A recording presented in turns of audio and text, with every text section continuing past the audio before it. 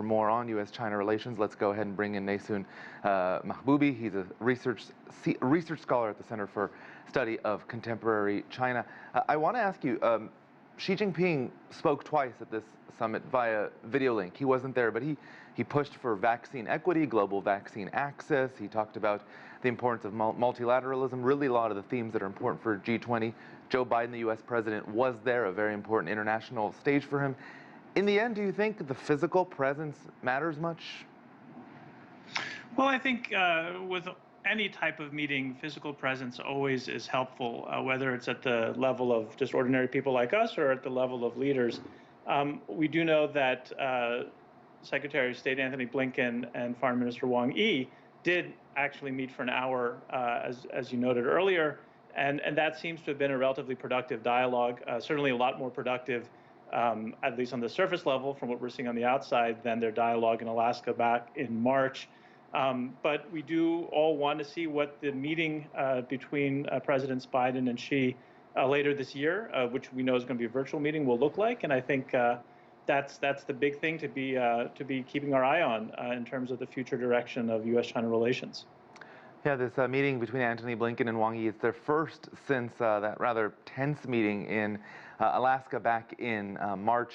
You said it was productive. People described it also as being very candid. A lot of issues discussed there and really put on the table. What are some of these issues currently between the two governments?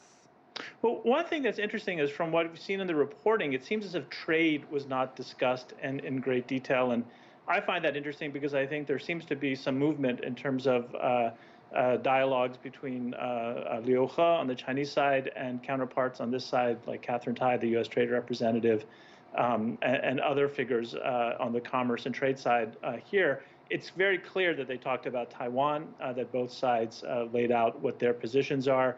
The U.S. side, which I can speak to perhaps more authoritatively, is that the commitment remains to the one China policy, but also to this policy of strategic ambiguity that flows from the Taiwan Defense Act that Congress passed some years ago when now President Biden was in the Senate.